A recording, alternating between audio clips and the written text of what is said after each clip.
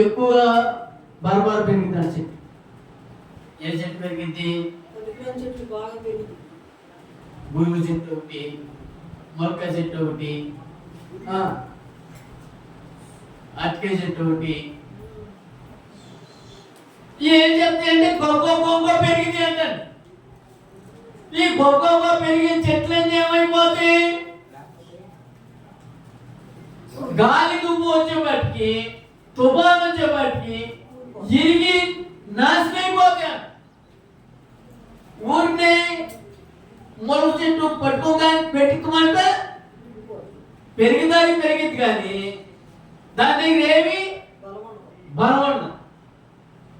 అట్లాగా సాధారణ సంతానం కూడా ఇస్తారని పెరిగిందాడు, కానీ ఇస్తారని పెరిగినా కానీ దాంట్లో బలం లేకుండా నాశనమైపోతాయి, లేకపోతే నిరాశపోతాయి అని చెప్తాం.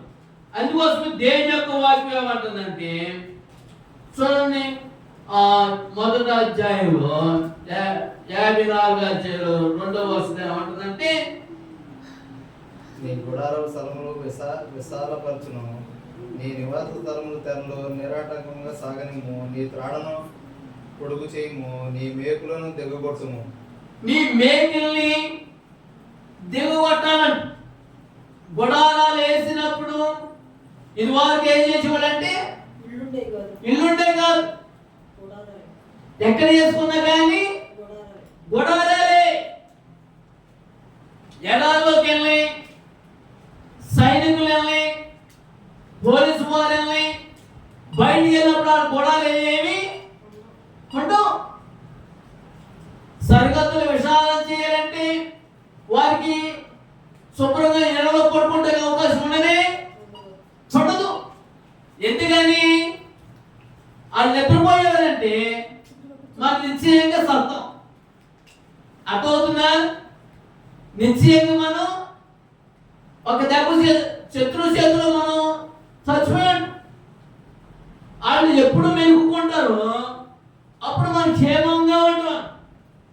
ఆ క్షేమం కోసం, వాళ్ళ విజ్ఞాపన కోసం, అధికారుల కోసం, సైన్యం కోసం అని దేవుణ్ణి ప్రభు దగ్గర విజ్ఞాపన ప్రార్థన వారికి చేయాలి. నీ క్షేమమే భూలోకుండా ప్రజల క్షేమం. వాళ్ళందరూ సత్య బాగుండు, నేను శుభ్రంగా ఉంటే బాగుండు అనుకోవా. ఆ సైనికుడు నువ్వు శుభ్రంగా ఉంటేనే నువ్వు సత్యంగా నువ్వు శుభ్రంగా ఉంటావు. ఆ సైనికుడు కనుక నువ్వు శుభ్రంగా లేకపోతే కనుక నువ్వు నిశ్చయంగా సత్తావు. అర్థమైందా? ఏదో ఒకటి శత్రువు ఏం చేస్తాడంటే ఒక బాంబుడు భూలోకంలో మొత్తం సుషణమైపోతుంది, మట్టి కట్టుకొని పోతున్నాను. కానీ ఆ సైనికుడు క్షేమం కోసం ఏం చేయాలంటే ఎప్పుడు విజ్ఞాపన చేస్తానే ఉండాలి. యజమానుడు బయటికి వెళ్ళినప్పుడు ఎప్పుడు ఎదురొస్తాడా, ఎప్పుడు తిరిగి వస్తాడా, కుమార్తె గారు ఎప్పుడు సజీవంగా వస్తారా అని నువ్వు ఎలాగో ఎదురు చూస్తా ఉంటావు. యేసుక్రీస్తు వారి ప్రభు కోసం కూడా అలాగే ఎదురు చూస్తాం. అలాగే ఎదురు చూస్తూ ఉంటుంటే నీకు మేలుకాలం జరిగిందే అవకాశం. అందుకోసమే దేవుని యొక్క వాక్యం అని చెప్తుందంటే చూడండి, అక్కడ ఏమన్నాడు? నీ గుడారమును స్థలములను విశాలపరచు. ఏం చేయాలి? నీ గుడార స్థలాన్ని విశాలం చేసుకోవాలి. విశాలం చేసుకోమంటే ఏంటి?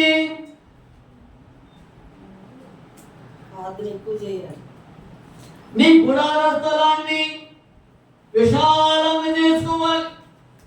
విశాలం చేసుకుంటే సరికొద్దు జరగడం కాదు, స్థలాలు తీసుకుంటాం కాదు. విశాలం అంటే ఏంటి?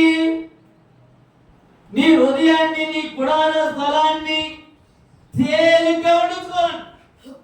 నీ గుడార స్థలాన్ని తేలిగ్గా ఉండించుకుంటే నువ్వు సజీవంగా ఉంటావు. నీ గుండెకాయ తేలిగ్గా ఉంటుంది, బీపీ షుగర్ లేకుండా సజీవంగా ఉంటావు. అర్థమైందా?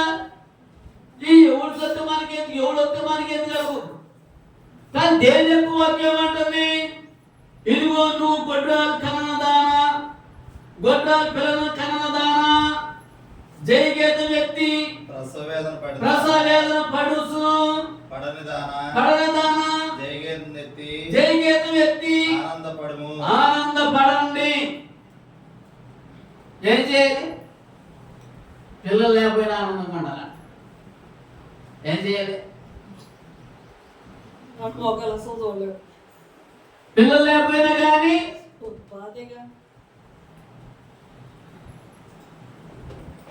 దేవుడు మన పేరుగా దేవుడు మన మంచి కదా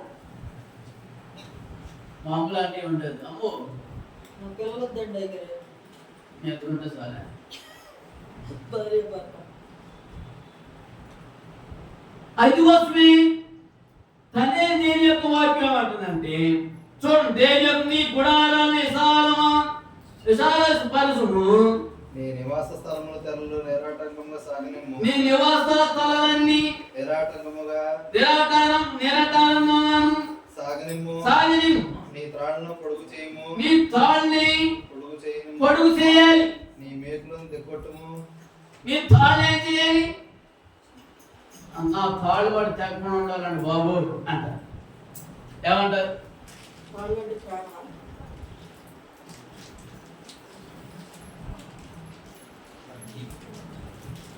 తాళ్ళ బట్టికి తక్కువకుండా గట్టిగా కట్టాలి. ఎక్కడెక్కడ కడతారు తాళ్ళు?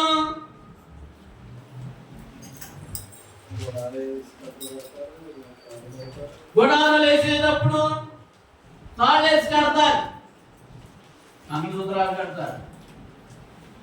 తర్వాత వాహనాలు వెళ్ళేటప్పుడు ఏం చేస్తారు?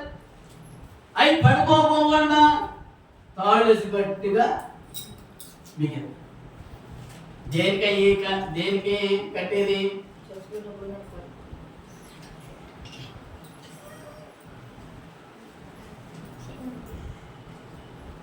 వాహనాల్ని లోడ్ వేసుకుని వెళ్ళేటప్పుడు ఆ లోడ్ అటు ఇటు పడిపోకుండా దాన్ని బిగించి అటు ఇటు పడిపోకుండా, పడిపోతే ఆ తాళ్ళ మీద నిలబడిపోయి. అర్థమైందా? నువ్వు అటు ఇటు తురిగే రాయిలా పడుకో.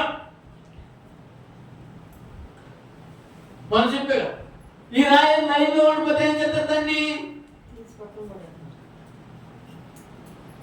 ముట్ట ఏర్పడతాము, ఒక పక్క చెవు ఏర్పడతాము. దాన్ని ఏం చేస్తారంటే అట్లాగా దేని యొక్క వాక్యం అంటుందంటే తనే దేవుడు మీకు లేఖనాలు ఏమని చెప్తున్నాయంటే నీ గుడారాన్ని స్థలాన్ని విశాలపరుచుకోవాలి. నీ గుడార స్థలాన్ని విశాలపరుచుకుంటే దేవుడు అప్పుడు నిండి. నీ గుడారం అంటే ఏంటి? నీ హృదయ లేకపోతే నీ ఇల్లు. నువ్వు ఎలా శుభ్రం చేసుకుంటే నీకు అంత మేలు. అందుకోసమే దేవుని యొక్క వాక్యం అంటుందండి. తనే దేవుడు ఏం చెప్తున్నాడంటే చూడండి 3వ వచనం ఏమన్నాడు? నీ కుడి వైపు నాకును ఎడవైపు నాకును నువ్వు వ్యాపించుదావు. నీ సంతానము అన్ని జనుల దేశంలో స్వాధీనపరచు. అర్థమవుతుందండి? నీ కుడి వైపుకి నీ ఎడవైపుకి నువ్వు వ్యాపించదావు. నీ సంతానానికి అన్ని జనుల దేశం స్వాధీనపరచుకొని. అర్థమవుతుందా? ఎక్కడ చూసినా నేను కదా, ఎక్కడ చూసినా కానీ పలానా అబ్బాయి కదా అంటారు, పలానా అమ్మాయి కదా అంటారు. ఎప్పుడు విస్తారించిన ఆ ఎక్కడైనా కొట్టి అయ్యా నువ్వు పెట్టిన నిమిషమేనా ఏమాకు అంటారు. ఏమంటారు?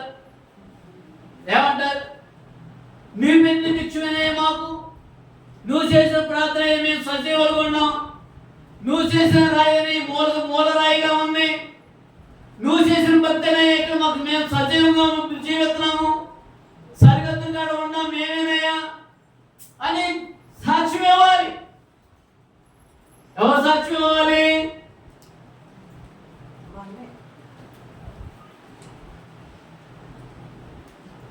మీ మేలు కొరకే చెప్పేది. మీరు సజీవంగా ఉండాలని, మీరు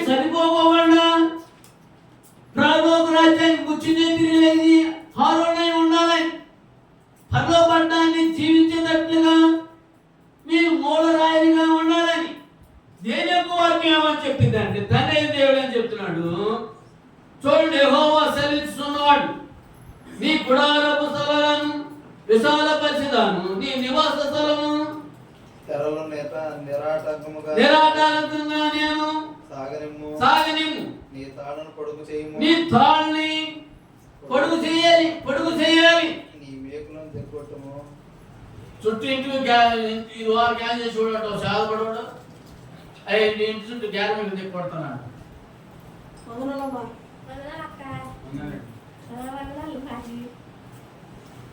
అర్థమైందా? ఇంటి చుట్టూ మేము మేలు కొట్టాలని వాడు ఏ కొట్టాలంట? దయ్యాలు వస్తున్నాయిరా బాబు మీ ఇంటి చుట్టూ. మీ ఇంటి చుట్టూ దెయ్యాలు వస్తున్నాయి కానీ మీ ఇంటి చుట్టూ మేలు తెక్కొట్టాలని వాడు సాధపడాడు. చాలా మంది చేసింది ఎవరు? మా బాబాయే. ఇంటి మొత్తాన్ని తీసుకెళ్ళి ఆడుకుతాయి కట్టున్నాం అన్న అసలు ఈ రాసి వాళ్ళు అన్ని మంత్రాలు పెట్టేవాడు, పామంత్రం కూడా పెట్టేవాడు. అర్థమైందా? కానీ దేని యొక్క వాక్యం ఏమంటుంది? తనే దేని యొక్క వాక్యం ఏమంటుందంటే, నీ కుడి వైపు నాకును నీ ఎడవైపు నాకును నువ్వు వ్యాపించుదావు, నీ సంతానము అన్ని జనులు దేశంలో వ్యాపించుదురు. అర్థమైందా? నీ సంతానం ఎక్కడికి వెళ్ళా కానీ ఏమంటారు? ఎక్కడికి వెళ్ళా కానీ నీ సంతానమే. ఎవరి సంతానం? సర్ప సంతానమా? సర్ప సంతానమా?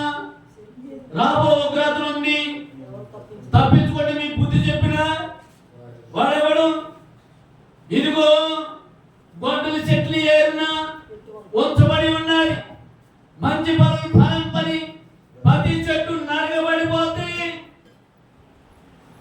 ఫలింపని ప్రతి చెట్టు ఒక రోజున నరగబడిపోతుంది.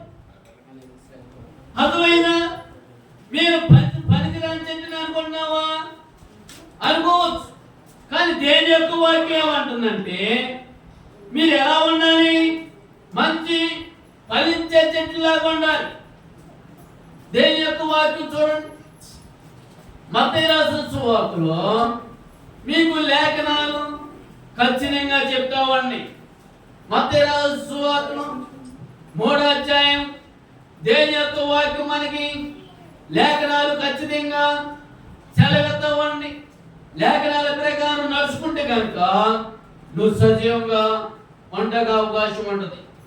ప్రభు యొక్క వాక్యం అన్న ఆ దినములో బాప్తిస్మ ఇచ్చే యోహాను వచ్చి పరలోక రాజ్యము సమీపించి ఉన్నది, మారు మనసు పొందుచు యోదయ అరణ్యములో ప్రకటించుండెను, ప్రభు మార్గము సిద్ధపరచుడి, ఆయన త్రోవలను సరళం చేయండి, అరణ్యములో కేకలేసు యొక్క నిశ్శబ్దం అని ప్రవక్త అయిన యెషయా ద్వారా చెప్పబడిన వాడు ఈడే.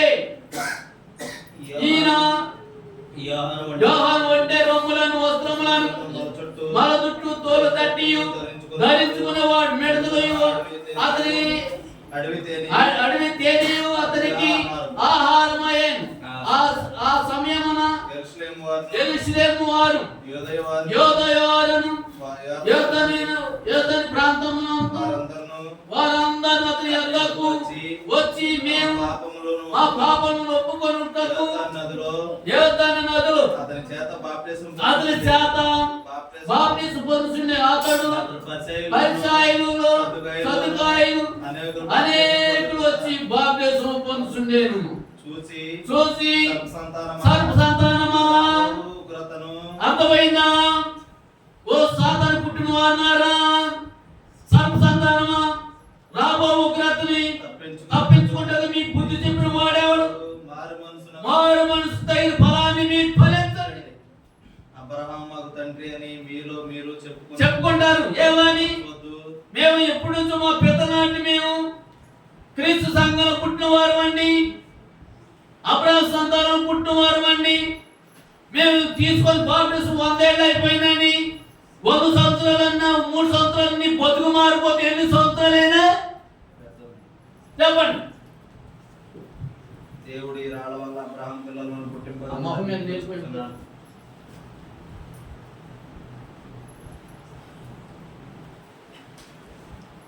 దేవుడి రాళ్ళ వల్ల అబ్రహాం పిల్లలను పుట్టింపగలవాడు మీతో ఏమన్నారు?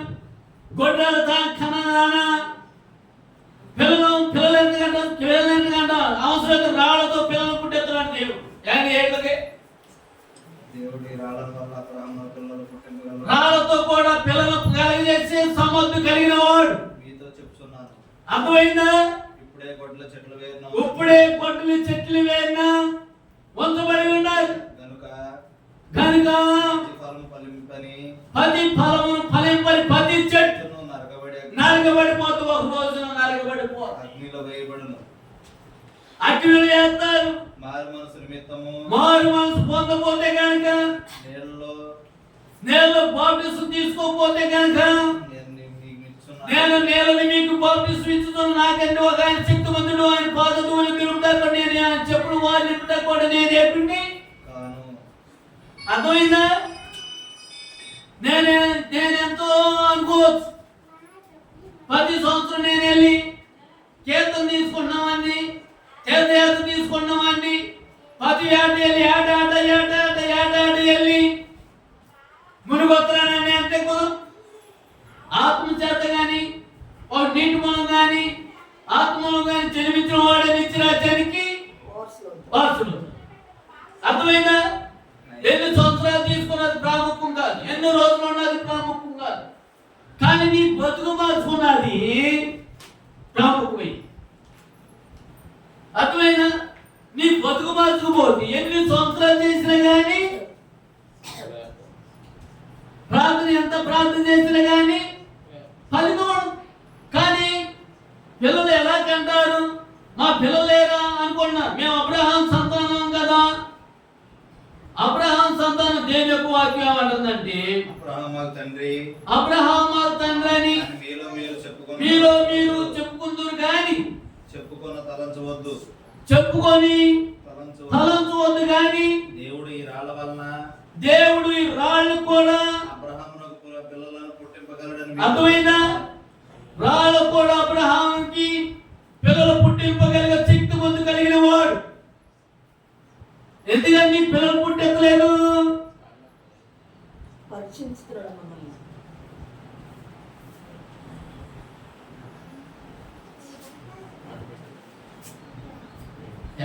మారాలి మారాలి మనసే మారాలి.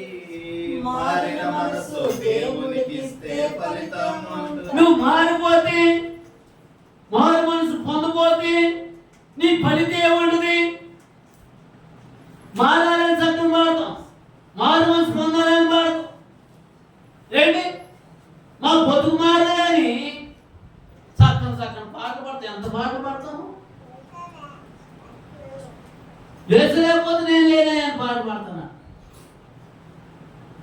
ఎన్ని పాటలు పాడినా కానీ ఎన్ని వాక్యాలు చెప్పి కానీ నీ బతుకు మారిపోతే నీ స్థితి మారిపోతే అంత అర్థమే.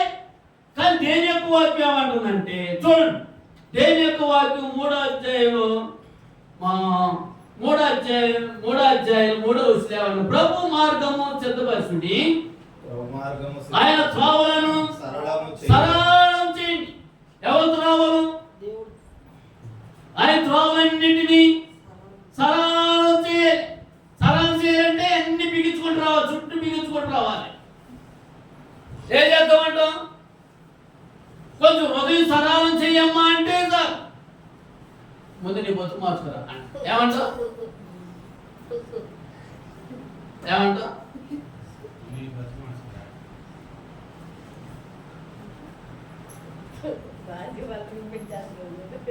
నీ బతుకు మార్చుకో. తన యజమాని అనుకో, సార్ నా బతుకు మార్చు, నువ్వు రోజు ప్రార్థన నీ బతుకుని మార్చుకో అంటే ఆయన అంటే నా బతుకు సరిగ్గా లేదు, నీ బతుకు మార్చు. ఏంటి దేవుని యొక్క వాక్యం అంటుంది? నువ్వు చదివి నీ త్రోవలన్నింటినీ సరళం చేయి. అరణ్యంలో కేక వేయు నమ్మని శబ్దమాతని ప్రవక్త అయిన యెషయా ద్వారా చెప్పబడిన వాడితడే. ప్రభు మార్గము సిద్ధపరచుడి, ఆయన త్రోవలను సరళం చేయండి. అరణ్యంలో కేకలేయచ్చు ఒక శబ్దం అని ప్రవక్త అయిన యెషయా ద్వారా చెప్పబడిన ఇంతడే. ఎప్పుడు యెషయా రాసిన గ్రంథంలో చదువుకున్న చూసావా? పిల్లల కన్నదానా, గొడ్రాలదానా, జైవేతి సంతోషకుండు అని చెప్తున్నాం కదా. ఎట్లా సంతోషకుంటామండి బాబు? ఒక పిల్ల లేదు, ఒక పిల్లగా లేదు. ఎలా సంతోషకుంటాం, ఎలా ఆనందంగా ఉంటాం అంటే ఇదిగో దేవుని యొక్క వాక్యం అని చెప్తుందండి. యోహాను ఒంటె రొమ్ములను వస్త్రమును తోలు దట్టి ధరించుకున్నవాడు మిడతలయు అతనికి ఆహారము, అడవి తేనెయు అతనికి ఆహారం. ఆ సమయమున యెరూషలేమును యూదయ వారందరూ యోర్దాను నది ప్రాంతమున వారందరూ అతని యొద్దకు వచ్చి తన పాపములను ఒప్పుకొనుచు ఏం చేయాలి? పాపాలు ఒప్పుకోవడమంటే ఎవరో పాపం చేసింది, నీ ఇంటి పోతుకోవాలి అందరూ పాపం చేసిన వారి. ఈ పాస్టర్లు అన్న వారికి ఈ పాపం తప్ప ఈ బతుకు మారదా? ఏమంటారండి? శుభ్రంగా చక్కని వస్త్రాలు కట్టుకొని నీ హృదయం శుభ్రంగా ఇచ్చుకో బాబు అని చెప్పింటే మనం పరిగమాలో అంటున్నాడు. మీ పాస్టర్ ఈ పాపం తప్ప రెండోది లేదా? ఏ పూజారి చెప్పినా, ఏ జ్యోతిష్యుడు చెప్పినా నీ బతుకు మార్చుకో బాబు అని చెప్తారు. నీ బతుకు మార్చుకుంటే నువ్వు సజీవం అంట. నీ బతుకంతా ఏమైపోతుందంటే తెల్లారులైతే నీ బతుకే మార్పు. కానీ దేని యొక్క వాక్యం ఏమంటుందంటే చూడండి, సరళం చేయండి అని చెప్పినాక అంటున్నాడు. వాక్యంలోకి వచ్చినాక అంటున్నారు తన పాపంలో ఒప్పుకొనొచ్చు యోర్దాను నదిలో అతని చేత బాప్తిస్మం పొందిరి. ఆ పొందుచుండి అతడు పరిసయ్యులలో సద్దుకాయులలో అనేకులు వచ్చారు. బాప్తిస్మం పొంది వచ్చి సర్వ సంతానమా రాబో ఉగ్రతను తప్పించుకుంటాకు మీకు బుద్ధి చెప్పిన వాడేవాడు. మారు మనసు తగిన ఫలాల్ని ఫలించండి. ఏ ఫలాలు? మారు మనసు తగ్గ ఫలాలు. అమ్మో మా కొండలోనే అండి, ఎంత కొండలోనే అనుకుంటా. ఆ కొండలో చూస్తే ఒక్క నీళ్ళు కూడా. ఇది వారికి రాజభవన్లు ఉన్నాయి, ఇది వారికి రాజభవన్లు ఉన్నాయి. ఎంత కొండలు ఉండే రాజభవన్. ఆ రాజభవన్ నిండా ఏం పోసేవాళ్ళు? ఒడ్లు పోసేవాళ్ళు, బియ్యం పోసేవాళ్ళు. ఆ రాజకొండల నిండా నింపేసేవాళ్ళు. ఆ తర్వాత ఒడ్లు కాదు వచ్చి అర్థమైందా? ఇప్పుడు ఎక్కడికెక్కడే ఎంత ప్లాస్టిక్ సంచులు తయారు వచ్చి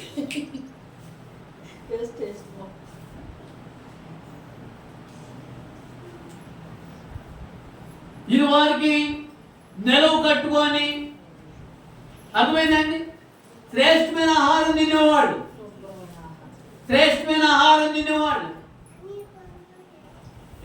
ఇప్పుడు పచ్చి కోసాతో తీసుకెళ్లి వెళ్ళి కోసారు. కానీ దేని యొక్క వాక్యం అంటుంది, కన్నేది అంటుంది, మారు మనసు తగిన ఫలాలు మీరు ఫలింపండి. సర్వ సంతానమా రాబో ఉగ్రత నుంచి తప్పించాలి మీకు బుద్ధి చెప్పిన వాడెవడు? మారు మనసు తగిన ఫలాలు మీకు ఫలింపండి. మీ రోజుమైన అపవాది ఎవరు మింగినా అని ఏం చేస్తుందండి? ఎవరు మింగినా అని గతించే సింహలాగా తిరిగిరా. మాకు యేసు ప్రభు ఉండ, మాకు ఈరోజు ఎవడ మీకు ఈరోజు నీ దైవం నీకు ఈరోజు యేసు ప్రభు మాకు సహాయకుడు కొన్నాడు. మేము ఏదైనా చేయగలుగుతాం అంటే నీకు సహాయకుడిగా ఉండాలంటే అపవాదిని ఈరోజు వాడు నిలిచి నువ్వు దూరం వెళ్ళిపోతే నీ దేవుడు నీ సహాయంగా ఉంటాడు. కానీ దేని యొక్క వాక్యం ఏమంటుందంటే చూడండి, చిన్న వాక్యం చదువు వాక్యంలోకి వెళ్తాం. మీకు ఎందుకు ఈ వాక్యం చూపించానంటే 7వ వచనం చదువుకోండి. దేని యొక్క వాక్యంలో అతడు పరిసయ్యులను 8వ వచనం చదువుకోండి. అబ్రహాము మాకు తండ్రి అని మాకు తండ్రి అని మీరు తలంచుకొనవద్దు. దేవుడు ఈ రాళ్ళ వలన అబ్రహామునకు పిల్లలు పుట్టింపగలడని మీతో నిశ్చయముగా చెప్తున్నాను. రాళ్ళ పిల్లల కను అంటే కట్లు కనేవాడు. అర్థమైందా? రాళ్ళు కూడా నోరు మూసుకొని ఉన్నాడు అన్నాడు. ఎవరిని?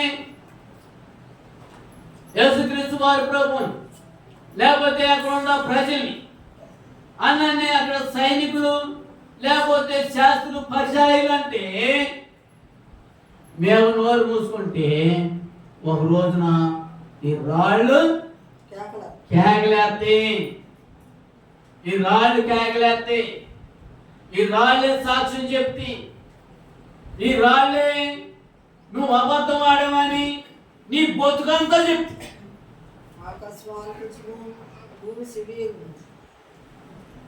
అర్థమైందా?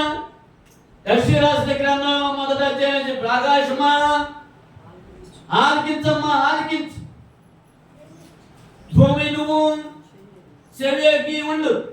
నేను పిల్లలు పెంచి వాళ్ళు గొడ్రాలుగా ఉండగాని నేను పిల్లలు పెంచి వాళ్ళు గొప్ప వాళ్ళుగా చేయాలని యెహోవా మాట్లాడుతున్నాడు. దేవుడు మాట్లాడుతున్నాడు. ఆకాశం ఆలకించుము, భూమి చెవియొగ్గు.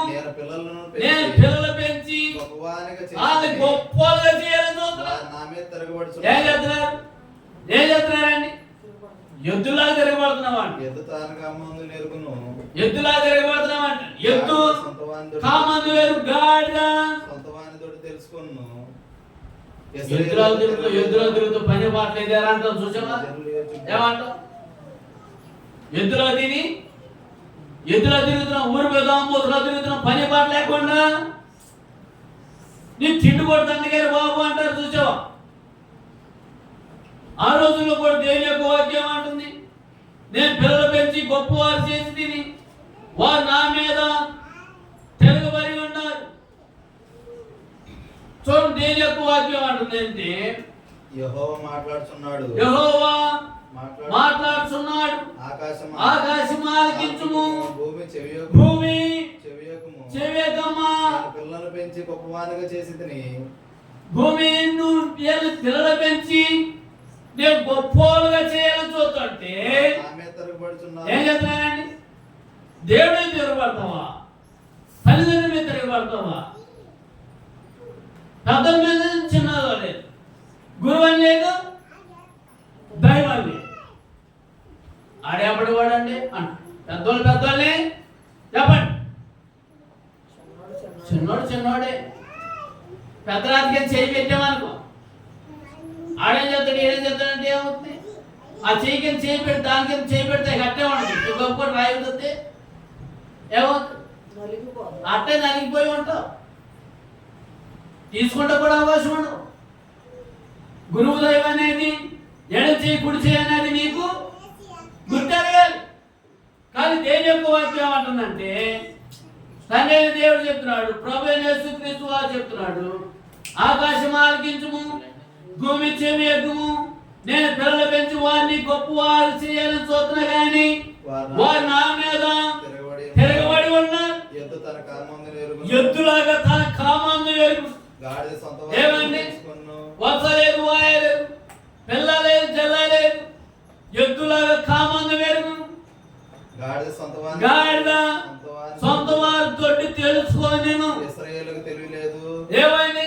నా జనులు యోచింపరు. ఇశ్రాయేలుకి తెలియలేదు, నా జనులు యోచించరు. పాపిడి మా దోషపరిపోయిన ప్రజలారా, దుష్ట సంతానమా, చెరుపు చేసే పిల్లలారా, మీకు శ్రమ అయ్యో నేర్తూ ఉంటారు. నీ శ్రమ వచ్చినప్పుడు, నీ వ్యాధి వచ్చినప్పుడు, నీ బాధ వచ్చినప్పుడు, అయ్యా నన్ను ఎవరన్నా కాపాడరా అన్నారు. ఒకరిని కాపాడండి, నన్ను గోతుల నుంచి పైకి లేపరా, నేను ఎక్కడ రాలో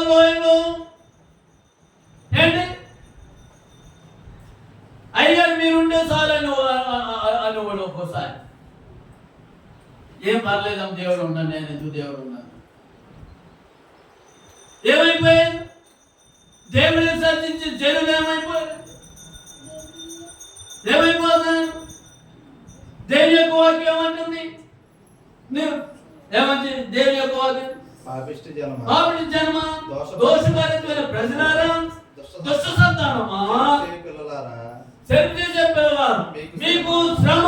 వారు యెహోవాను విసర్జించి యెహోవా దేవుణ్ణి విసర్జించి ప్రతివాడు ఇశ్రాయేలు యొక్క పరిశుద్ధ దేవుని దూషింతురు, ఇశ్రాయేలు యొక్క పరిశుద్ధ దేవుణ్ణి దూషిస్తూ ఉంటారు. ఆయన విడిచి తొలగిపోయి ఉన్నారు. ఆయన విడిచి ఘోరంగా యెహోవాకి ఇష్టమైన మార్గంలో వాళ్ళు వెళ్ళిపోతున్నారు.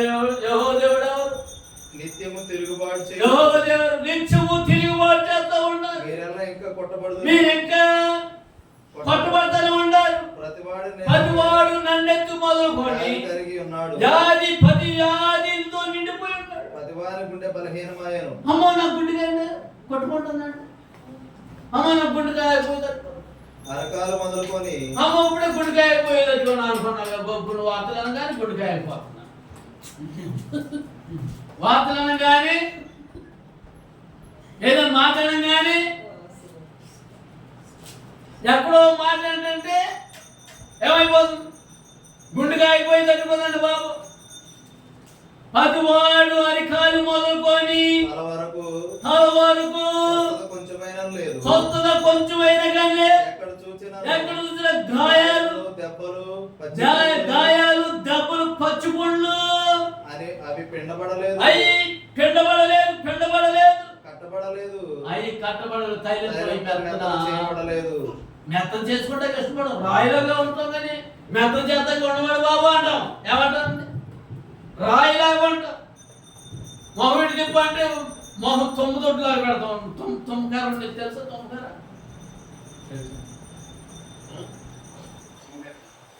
తొమ్మిది చెట్టు ఉండదా? తొమ్మిది మొహం తొమ్మిది చెట్టు లాగా ఉండదా?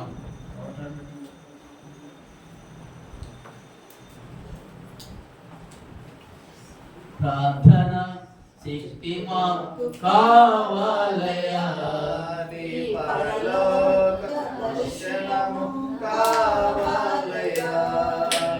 ప్రార్థన శక్తి మాకు కావాలయా, నీ పరలోక అభిషేకం కావాలయా. యేసయ్యా కావాలయా, నీ పరలోక అభిషేకం కావాలయా. ఏం కావాలంటే యేసయ్య కావాలంట, ఏం కావాలంట? పరలోక రాజ్యం కావాలంటే అభిషేకం కావాలంటే. అభిషేకం అంటే ఏంటి? తైలాభిషేకం. పదోడు నన్ను అభిషేకిస్తాం పాస్టర్ అని చెప్పుకోండి. ఏం చెప్తారు? అభిషేకం అండి, మేము అభిషేకించబడినవాడు బాబు. ఎవరు అభిషేకించాలి? యెహోవా దేవుడు అభిషేకించాలి.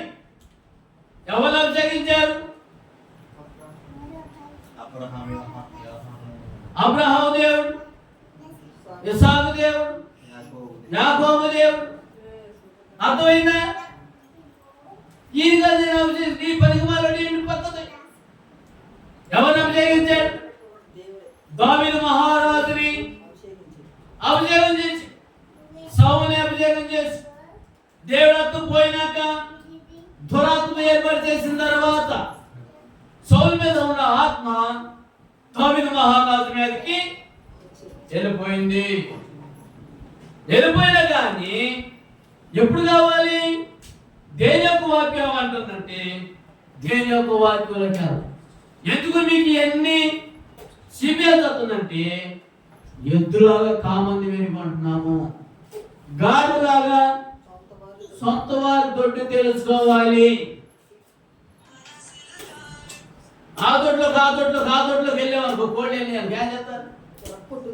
నువ్వు మా దొడ్లోకి వచ్చి భలే ఉండవా కోడా, ఎక్కడే ఉండవా పుంజా అంటారా? ఏమంటారు దాన్ని?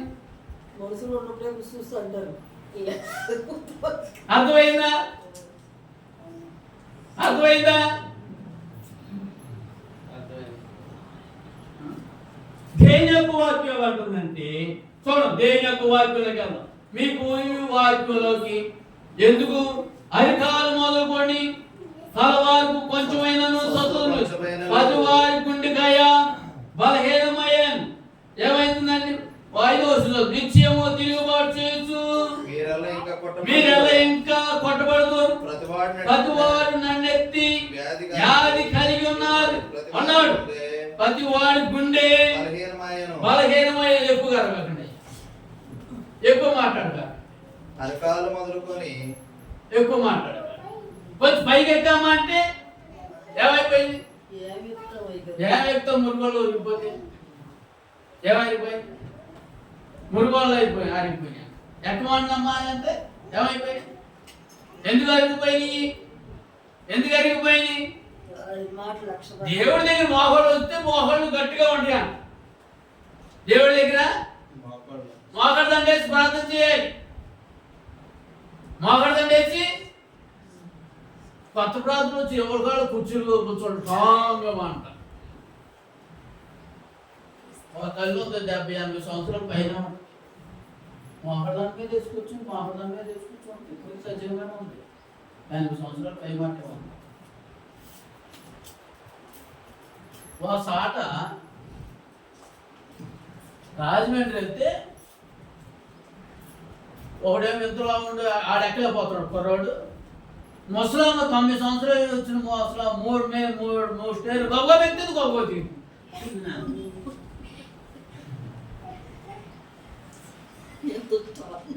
ఎంత స్ట్రాంగ్ అండి. మంచి బ్రాండ్.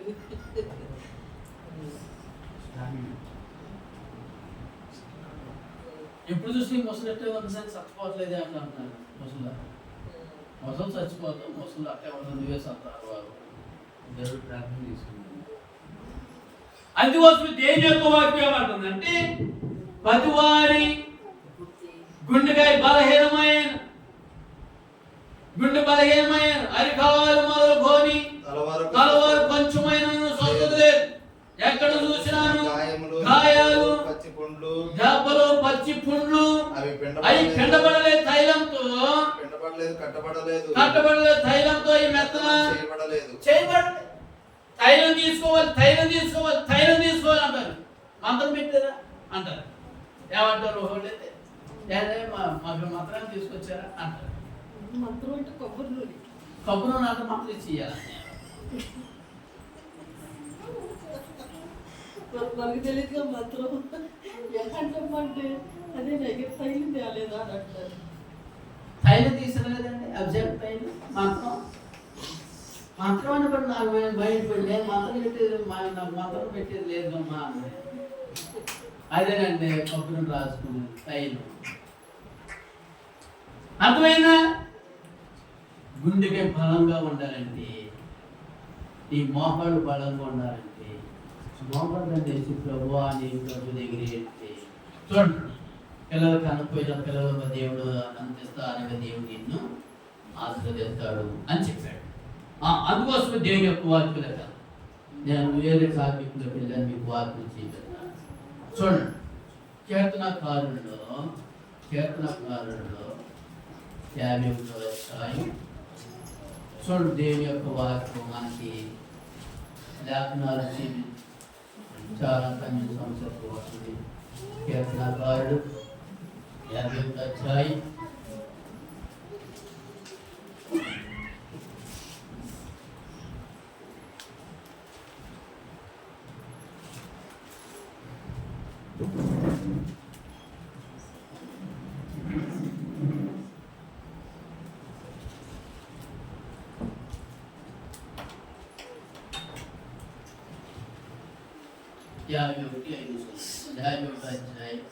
లేకపోతే పాపంలో పుట్టినవాడును అర్థం చేసుకోండి. నేను పాపంలో పుట్టి పాపంలోనే నా తల్లి నన్ను గర్భం ధరించి నేను పాపంలోనే నా తల్లి గర్భం ధరించి ఉండే.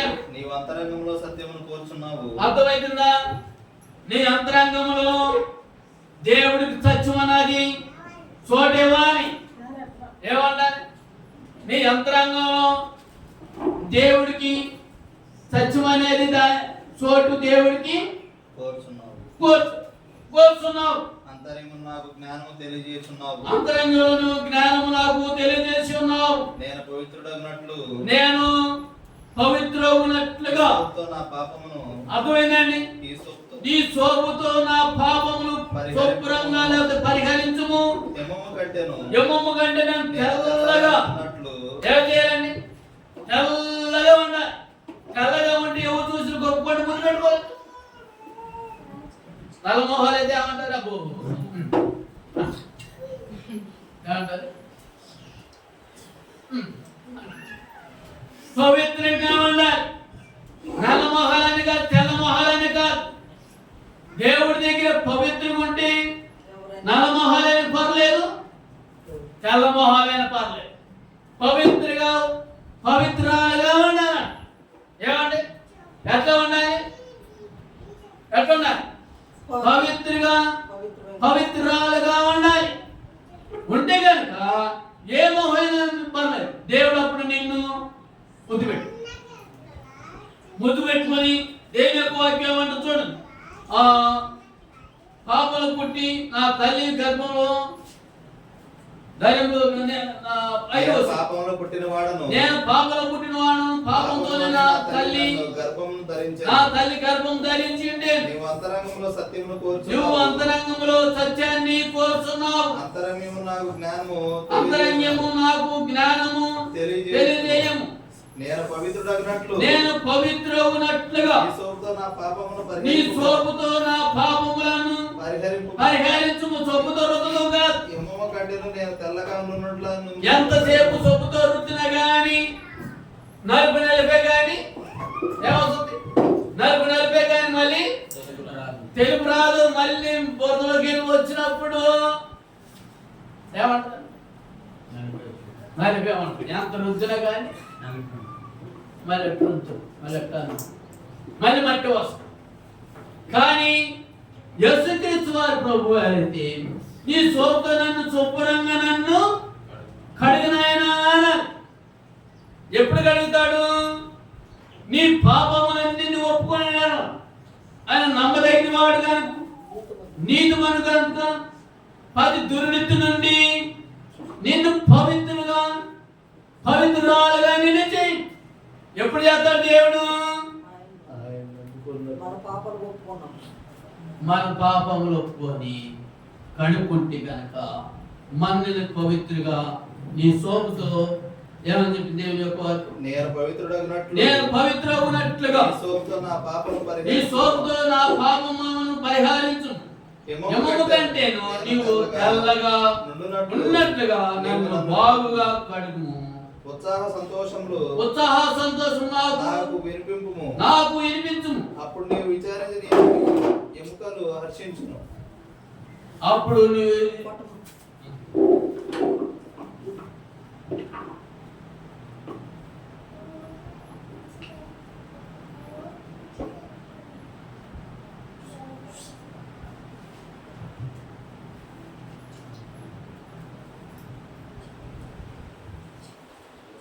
అతిక్రమములు దోసకుమా వదిల్లవు నీవు ఒప్పుకొనుమా వాటిని విడువుమా ప్రభు కనికరమును పొందుమా. అతిక్రమములు దోసకుమా వదిల్లవు నీవు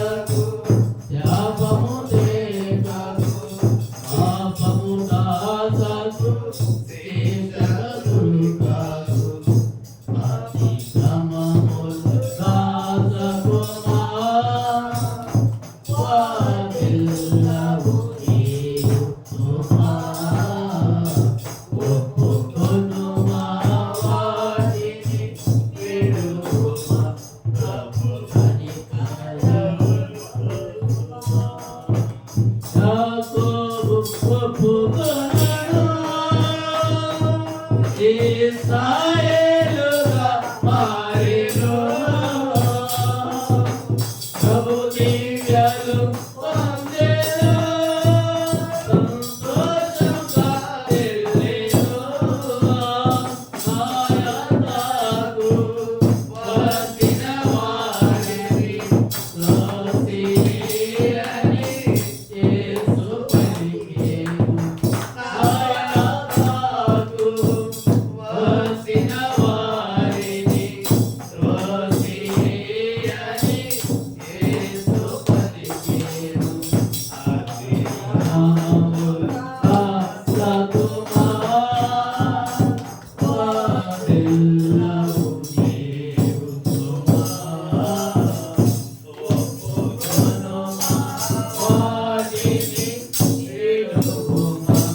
ఆయనకు వచ్చిన వారిని స్తుతించని యేసు పలికెను. ఒప్పుకుంటే గాను నీ సోపుతో ఎమ్మమ్మ కంటే నన్ను తెల్లగా మార్చు నాయన, కడుగు నాయన అని చెప్పాలి. ఈ సోపుతో ఎమ్మమ్మ కంటే నన్ను తెల్లగా కడిగయ్యా అని. తెల్లగా కడగాలంటే నీ కడుపులో ఉన్నాయన్నీ ప్రభువుకి అప్పచెప్పుకోవాలి. ప్రభువుకి అప్పచెప్పుకుంటే దేని యొక్క వాక్యం ఏమంటుందంటే నీ సోపుతో నన్ను తెల్లగా కడిగిన ఆయన అన్నాడు. నేను పవిత్రుడగునట్లుగా ఈ సోపుతో నా పాపమును పరిహరింపుము. ఈ సోపుతో నా పాపాలన్నీ పరిహరించిన ఎమ్మమ్మ కంటే నేను తెల్లగా ఉండునట్లు ఎమ్మమ్మ కంటే నేను తెల్లగా ఉన్నట్లు నీవు నన్ను కడుగుము. నేను ఎట్లా ఉండాలంటే ఎమ్మమ్మ కంటే నన్ను తెల్లగా ఉన్నట్లుగా నన్ను బాగా కడిగిన ఉత్సాహ సంతోషం నాకు వినిపింపుము. నాకు ఎక్కడ చూసినా కానీ సంతోషం లేనే లేదయ్యా.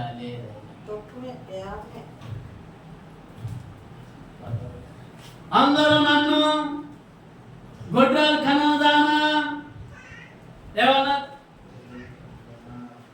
గొడ్రాలు కన్నదానా అన్నారు. ఎక్కడ చూసినా కానీ నాకు సంతోషం లేదయ్యా. నీ సోపుతున్నాను నెమ్మదిగా కడిగిన ఆయన. దేవుడు కడిగితే కనుక ఏది కడగాలి? అపవిత్రమైన ప్రతిది కూడా దేవుడు కడగాలి. కడిపే కావచ్చు, కావచ్చు,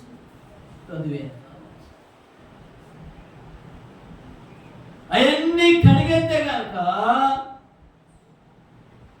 ఏమంటారంటే దీన్ని ఒకసారి క్లీన్ చేయాలి. కిడ్నీ క్లీన్ చేయాలి, గుండెకి క్లీన్ చేయాలి, కడుపోతే కడుపు క్లీన్ చేయండి.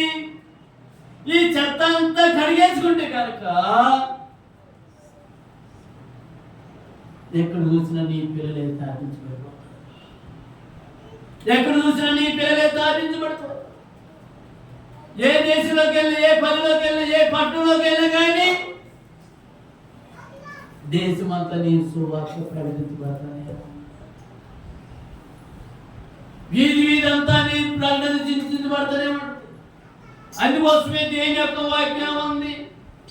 యెషయా రాసిన గ్రంథంలో వాక్యం చదువుకొని ఉపయోగించుకోండి. ఇందాక దేని యొక్క వాక్యం మనకి లేఖనాన్ని చెప్తారు. తండ్రైన దేవుడి వాక్యం మనకి లేఖనాన్ని చెప్తారు. 54 అధ్యాయాలు ఇందాక దేని యొక్క వాక్యం చదువుతాం. చాలా వాక్యాలు సమయం సంశయం కాబట్టి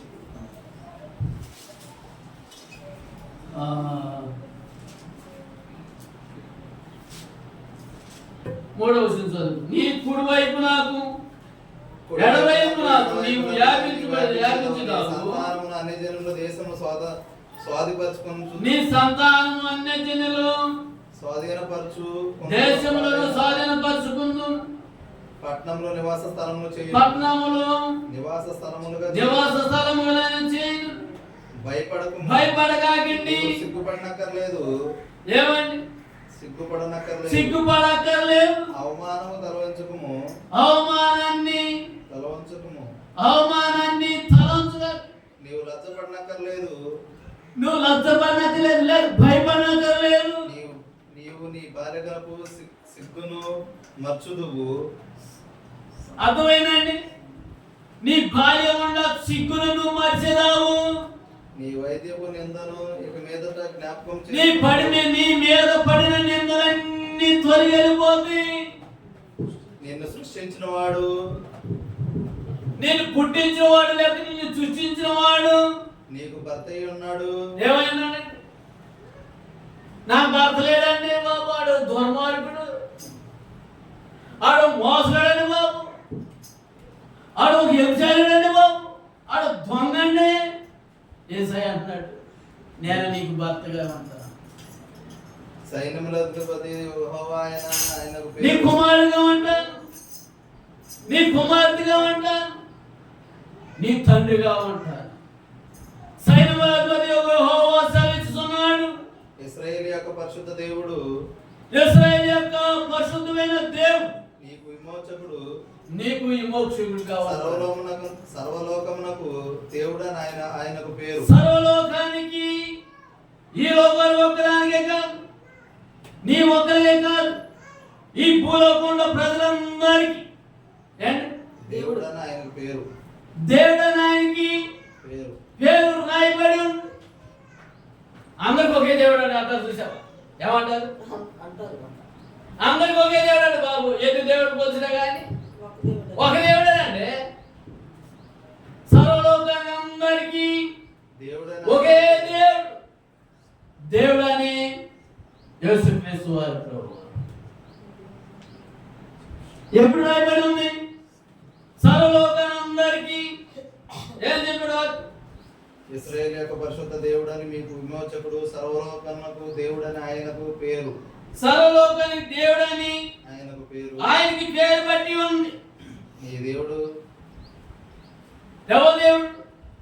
నీ దేవుడు ఈ మాట సెలవిస్తున్నాడు. నీ దేవుడైన యెహోవా ఎలాగా ఈ మాట సెలవిస్తున్నాడు. విడవబడి దుఃఖక్రాంతులైన భార్యను, ఎడవబడిపోయిన దుఃఖకాంతులైన భార్యను పురుషుడు రప్పించినట్లుగా తునీకరించబడిపోయిన యవనపు భార్యను, ఏ భార్య? యవనపు భార్య, యవనపు భార్యను పురుషుడు రప్పించినట్లుగా నిన్ను పిలుచున్నాడు. రా, చెవుల మీద పెట్టి పాడితే చెవిటింది.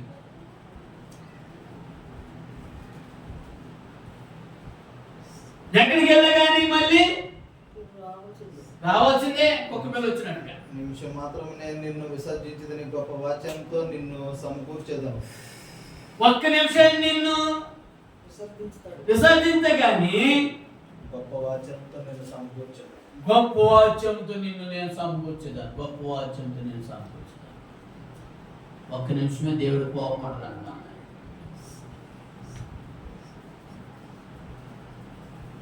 మనకేదో చచ్చువారు కట్టే పెట్టుకున్నాను అజితో ఓ పక్కన అన్నయ్య నాకు గుర్తే ఉంటాయి అంట.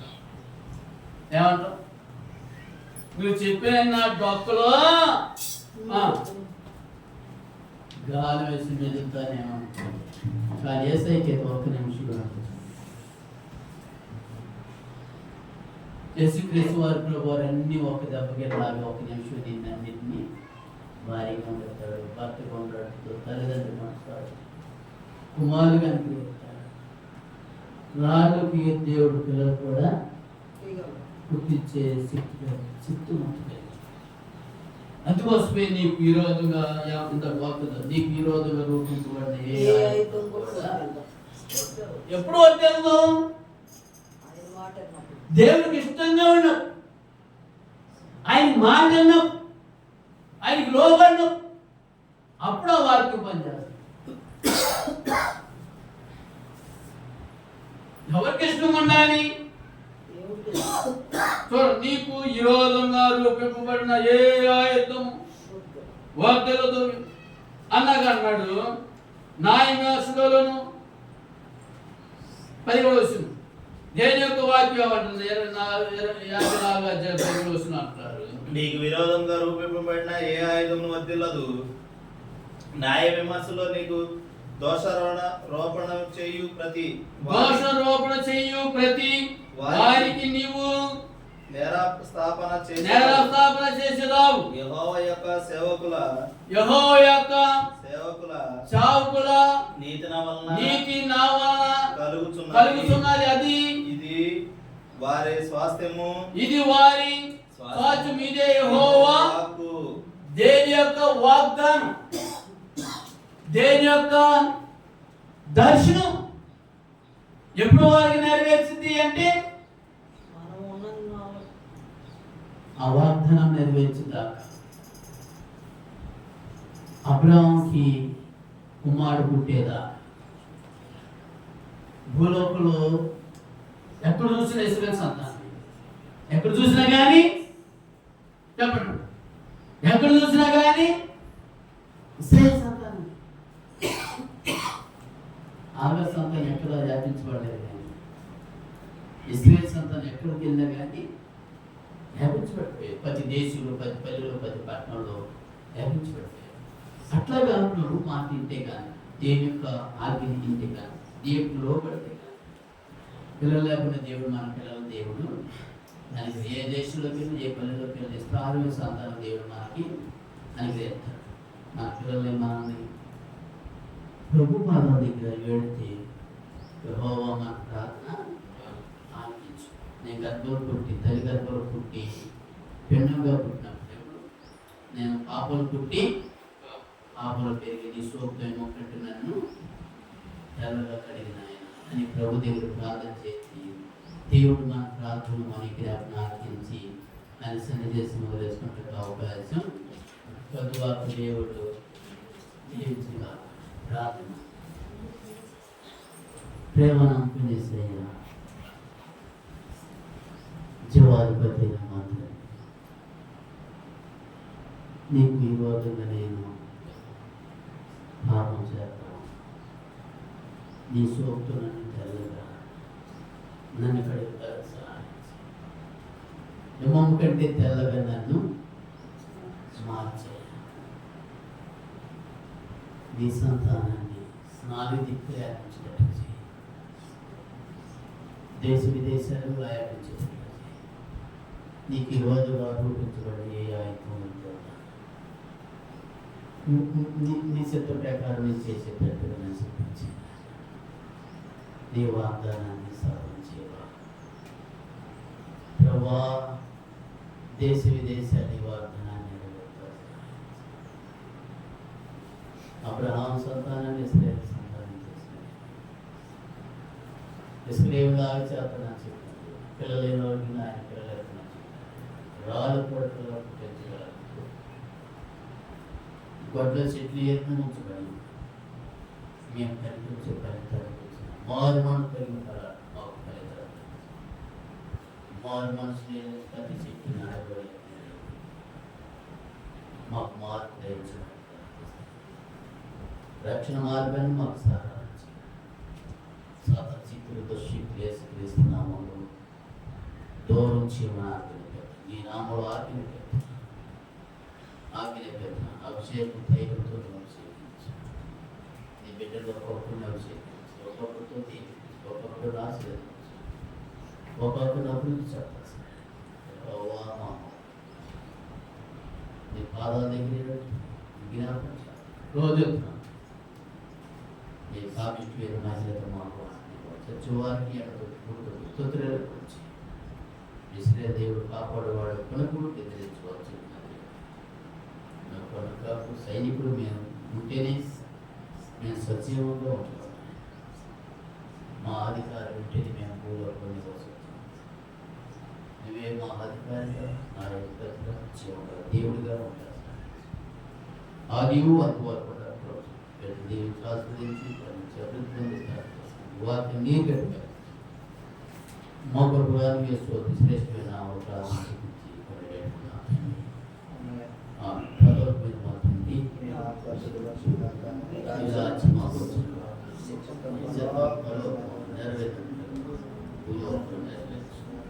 నేడు కావాల్సిన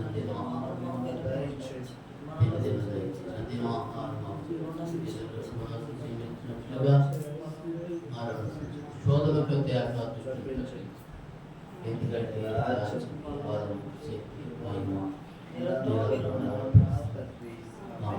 దేవుడు ప్రేమ వాడు యేసుక్రీస్తు పరిశుద్ధాత్మని సహవాసం ఇప్పుడు పరిశుద్ధులకి ఎంతసేపు తీసుకున్నాం ఈ గ్రామాన్ని ఈ గ్రామం కాదు భూలోకంలో ఉన్నారు పరిశుద్ధులు కూడొచ్చి నీ బిడ్డలు